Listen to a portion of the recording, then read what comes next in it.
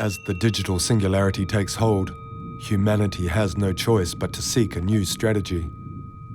Is there a future beyond this encounter?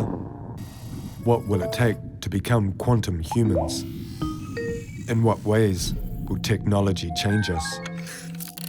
In this episode, we uncover the key to saving humanity from extinction.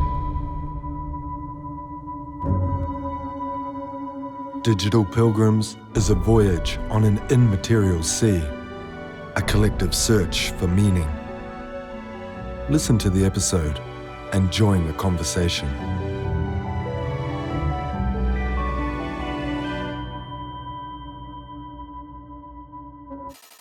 Episode 23. We need new ways. Imagining what awaits us beyond the technological singularity puts us in the middle of unknown territory. The idea of self-aware digital entities creates alarm or worry. We recognize what it might mean and foresee its dangers.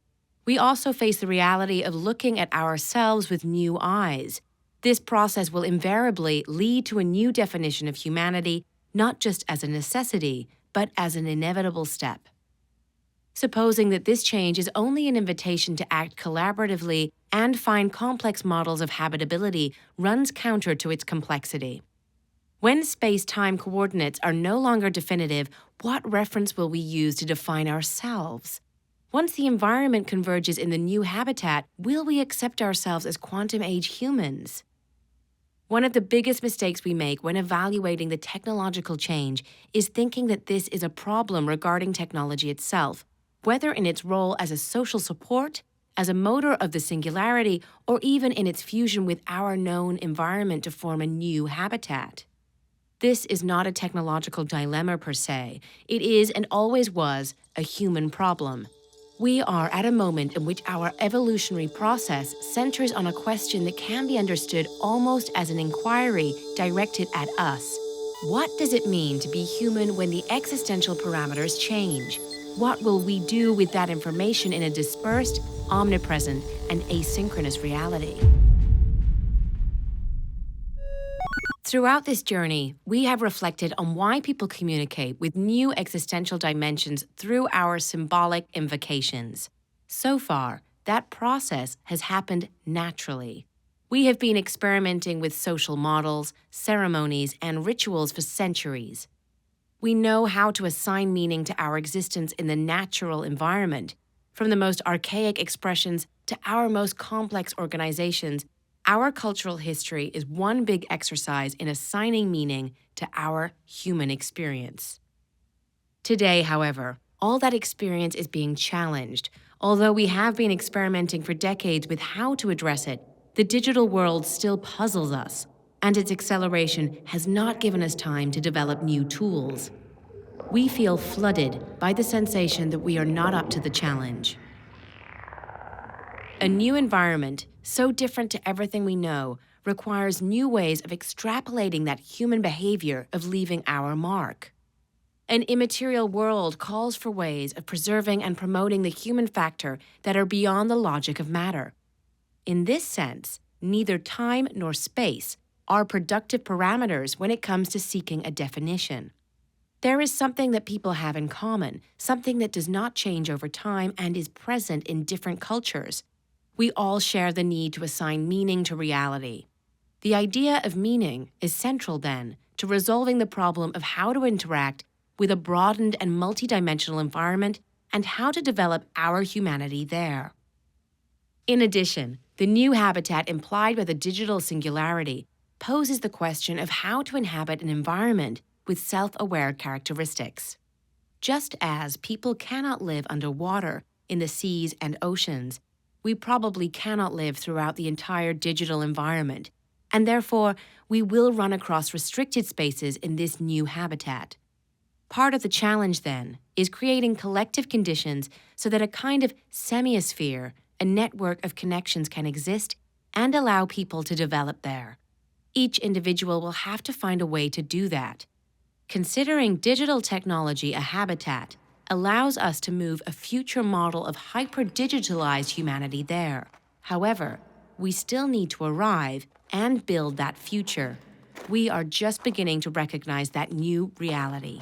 We are still searching for those methods that will allow us to establish recognizable boundaries and practice a new form of territoriality.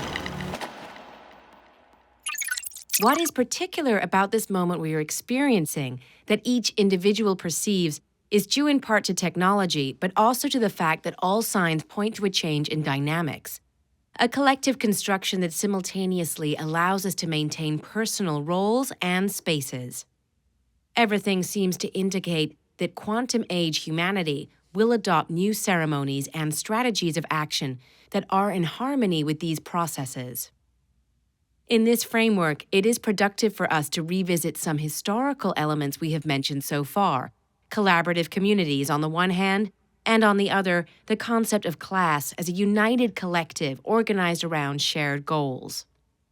The decisive difference between our historical period and these experiences is that we are immersed in a new technological configuration that allows for new forms of habitability and provides a framework for other types of social contracts. Current technologies not only function as a support system, they are a necessary condition for people to amplify their individual processes and bring them to new levels of impact. In other words, we will come in contact more and more often with new logics that strengthen our personal characteristics and drive mutual collaboration and the construction of common goals of action. Collective intelligence is, after all, the great strategy of quantum age humanity.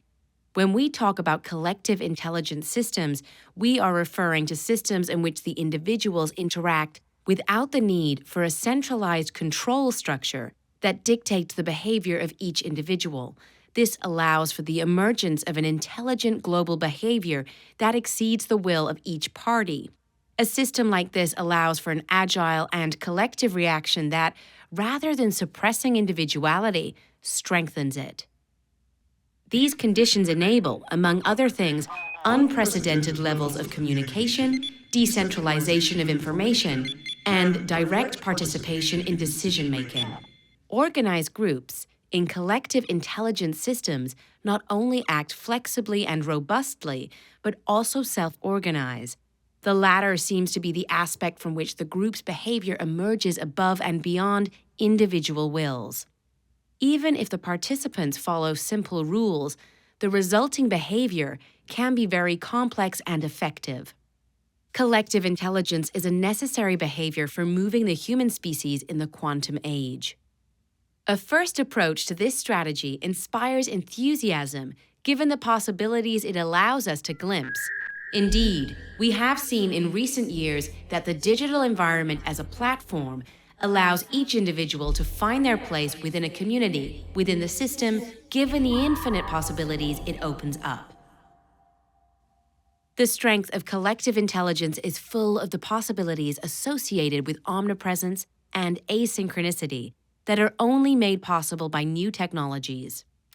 Every digital community will act on the world without the need to coincide in space or time. This is how a system of values is built around the goal of the collective and awareness of the environment being more important than individuality. The development of a collective consciousness of these characteristics also allows us to reach new levels of effectiveness in our actions. Having laid out these foundations, we can foresee certain debates and differing opinions. This kind of relationship to digital technology leads us as a group to develop abilities that we tend to associate with collectivism. In the next episode, technology sets the challenge. How does it change us? Are we ready to redefine what it means to be human?